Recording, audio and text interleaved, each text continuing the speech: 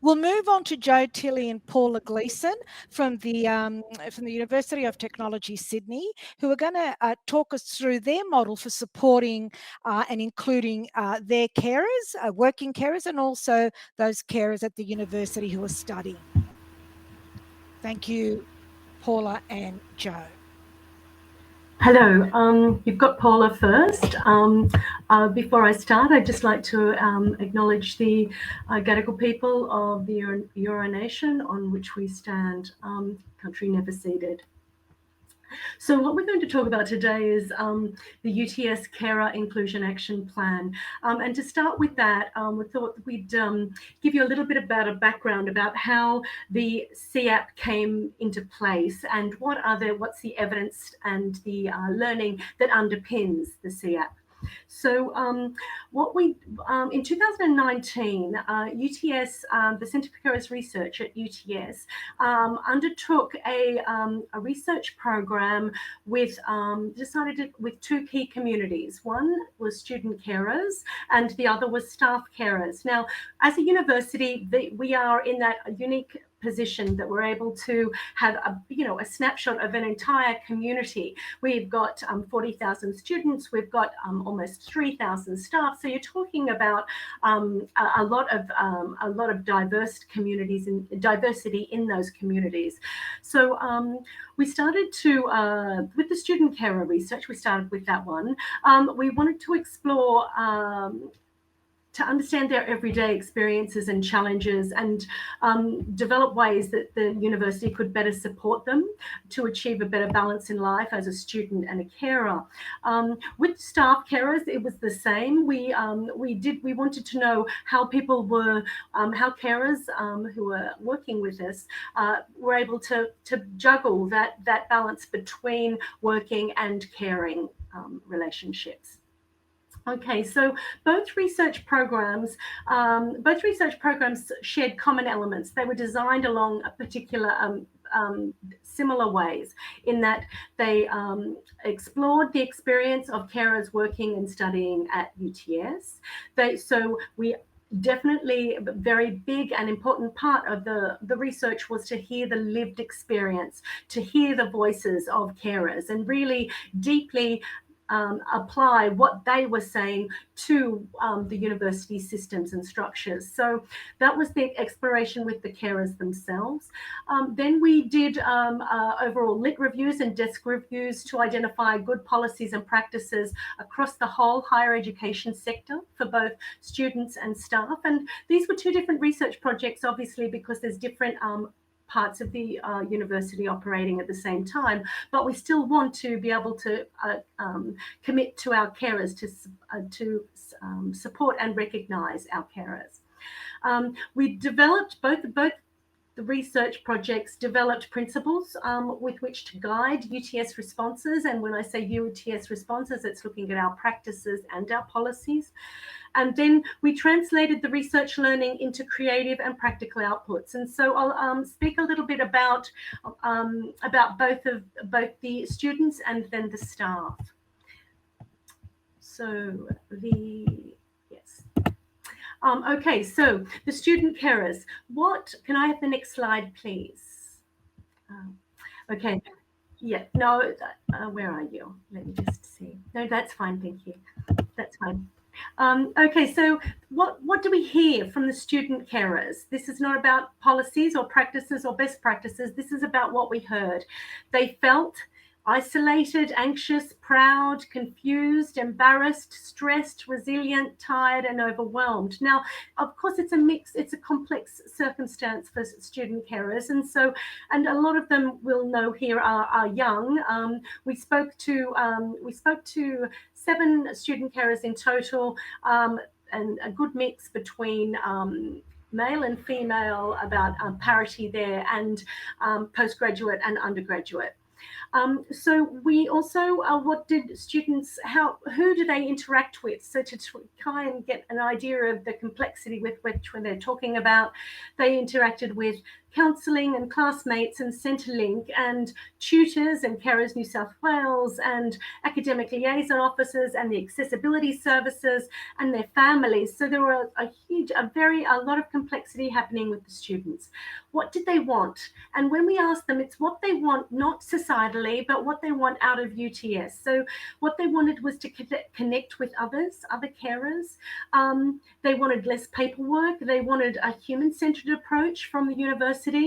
They didn't want their caring identity to define them completely. They wanted to just be young folk doing their thing, not being just carers. They wanted a break from caring.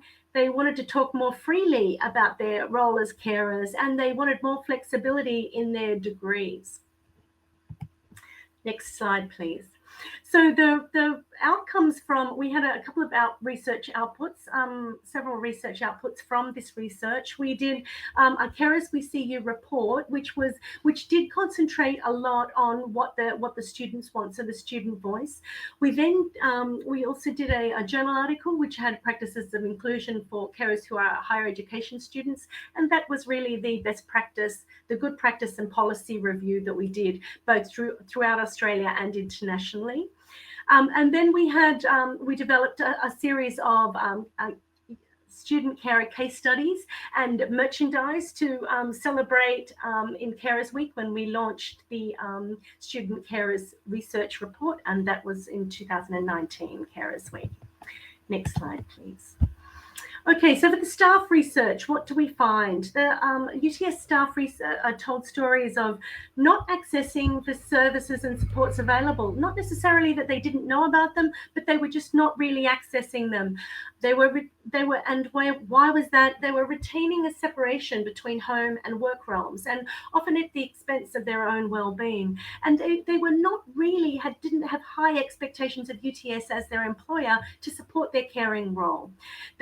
They valued their jobs, and they were reluctant some of them were reluctant to disclose their caring status because they had some concerns about job security and others to maintain privacy in relation to their family life and circumstances. I should also say here that we did conduct the staff carer research in 2020, just as COVID hit. So there was a lot of competing pieces about COVID and about job security that were coming in there as well. They reported a mixed experience of working and caring during the pandemic, but a lot of them expressed hopes for maintaining the multidimensional hybrid ways of work after COVID-19, which is actually what it's shaping up at UTS. Carers also reported that UTS would benefit from deeper and more consistent practices of empathy, particularly in communication supervision and work planning. So we also developed, as a part of the research, we developed looking at where carers had asked for where we could have opportunities to actually engage with working carers at induction, during employment, and in leaving employment, so that we could continue to deepen our understanding of the experience. Next slide, please.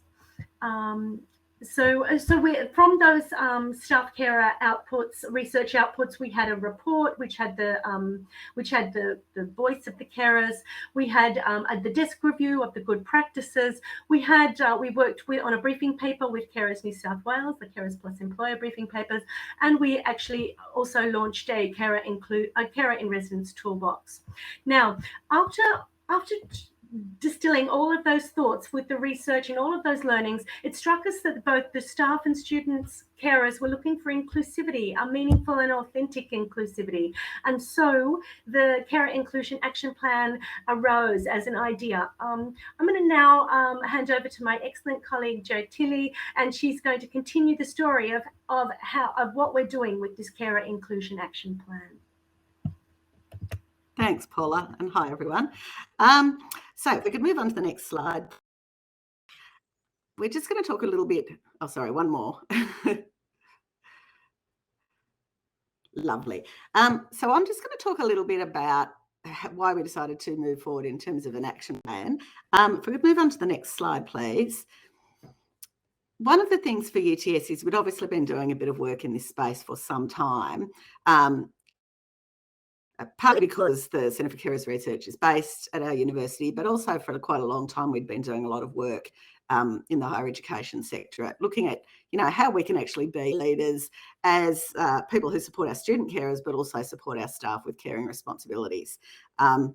We got involved with the New South Wales Carers program when that first started up, and we're the first organisation recognised as a accredited carer employer. So we're really pleased with that, and we really wanted to kind of continue and look at where we could go next.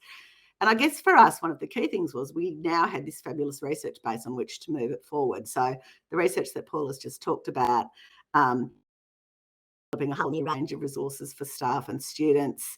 We had some really good relationships with various other parties across the community.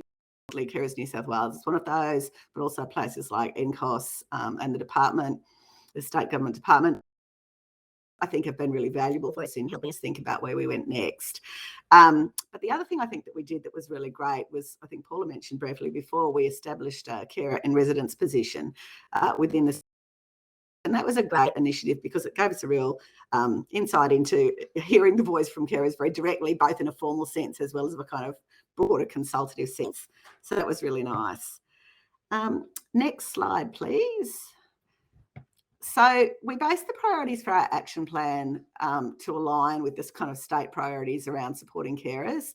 And many of you will be very familiar with those, but around having access to information, services and supports, recognising, respecting and empowering carers, improving financial and economic wellbeing, and also personal health and wellbeing for carers. So we wanted to base our initiatives around that, make sure that they aligned. Next slide, please. Cunningly, I know it says priority 2. This is in fact priority 1. So this is around access to information, services and supports. And as Paula mentioned before, one of the things that did come out of our research that we'd done both with staff and students was around, there were services and supports available both within the university and externally, but sometimes people didn't know about them.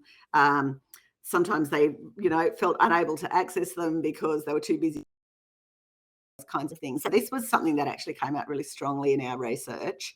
And I suppose particularly for students who, as you will appreciate, usually only have reasonably short periods of time within the institution, making sure that people are aware of these supports when and if they need them is very important. So we're going to be doing a lot of, quite a bit of work in that space.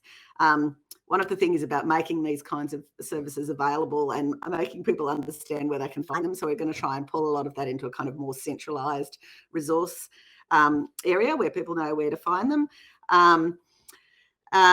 Student carers in particular have a person within the faculties that they deal with in terms of their education. So, for example, if they need, special consideration for assignments or they need deadlines shifted or those kinds of things that are likely to come up, they deal with academic liaison officers. Some of those people are fantastic. Some of them could probably do with a bit more assistance to do their jobs properly. So some of those things I think are really key for students in particular. Next slide, please. Similar things come up in this area. So we do want to try and reduce the kind of very repetitive processes that students often have to go through. As you can imagine, there are students doing lots of different subjects and having to repeat their story to lots of different people, takes up time and energy that they often don't have. And similarly for staff carers, I think being able to streamline some of those processes makes a real difference. Paula mentioned, one upsides that's come out of the whole COVID experience has been that actually flexible working has been embedded well and truly in the organisation, as it has, I think, for many, many other organisations. But I think that's something for staff carers that will be really valuable moving forward. And I think also does shine a greater light in terms of recognition of the issues facing carers more broadly. The only other thing I wanted to quickly say about that was that about the issues that we face is we don't have very good data collection systems, and I know that we're not alone there, but it means that really fulsome picture of who our staff and student carers are, and that's something we'd really like to move forward in the next little while as well, because it does only enhance the evidence base we've got to work off. Next slide, please. So in terms of financial wellbeing and economic opportunity, I think, again, a lot of it is about making information available to people about what's already in existence, because there's quite a lot. Often people are, I think us being able to share that information in a way that people can access it is really helpful. Next slide, please. And again, look, I think there are some very themes here. It's about making sure that the kind of health and wellbeing supports that both the university has and the broader community has to support carers are made available to them in a way that's timely and helpful and they can access. And I think, look, particularly at the moment in the context of COVID, it's obviously a very stressful environment for everybody. I think it's particularly, stressful environment for carers. So the easier you can make that information and the more available you can make the support. And so that's certainly something we're taking forward. Next slide, please. So just before we get to the end, I suppose I wanted to offer you a few tips of this experience and how it's been for us. I think the first one that I would really emphasize is that none of this would have been possible without us having a really well-linked information from people who are doing caring with family members and other loved ones, because that lived experience voice is absolutely critical to this work going forward. And, we certainly wouldn't have been able to do it without support. The next tip I would offer you is, I think the evidence is really important. And, any of you who've done work, particularly with working carers, I think having evidence base that you can present to your executive about, actually, there are some really strong cost benefits of doing this properly for your employees, but also for your clients / customers. And in our case, that's students, much more broadly. So I think that's important to help build that. And I think that does help engage the executive. Our executive level support has been really great for this, and that's made a real difference to us being able to kind of move this work forward. And, like everywhere else, we are somewhat in a financially constrained environment at the moment as well. But having that executive level support means we're being creative about how we can move this body of work forward. Similarly, having somebody at a kind of such a difference. One of our Deputy Vice Chancellors has been a carer herself for a number of years and has been a really strong supporter, and that's been really helpful in terms of visibility. I guess flowing on possibly from the financially constrained environment, I do think it's important to understand that you can't fix all of these things at once. I mean, as you will have seen from my previous slides, there's a lot of things on the list. I realise we're not going to be able to do all of them at once, but prioritising them, aligning them with other bits of work that you're doing, I think is really useful. And finally, the way we're looking at progressing it forward is we're putting together a group of key stakeholders from across the university.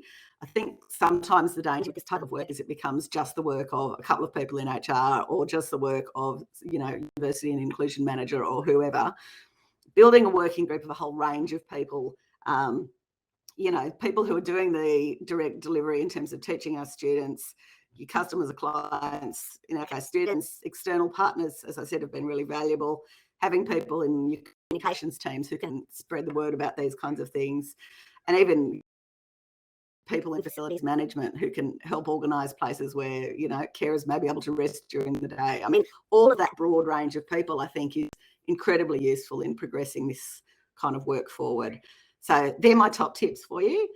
If you want to, please, this is our contact details. So please do feel free to get in touch with us if we can provide you any more information about this.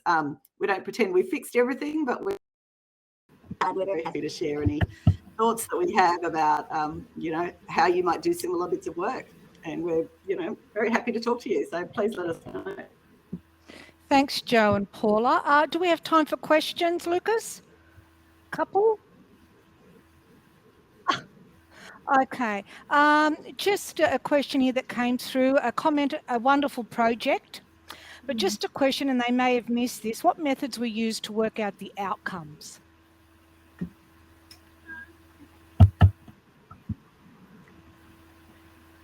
Oh, I thought it came up. All right. Well, there was another one there. I want to talk about the research outputs, but yeah. Did you want to talk about that, Paula? Yeah, I can speak about our outcomes. We used, there were research projects. They would we used design thinking, and we used grounded theory analysis, and they were conducted under ethical clearance, and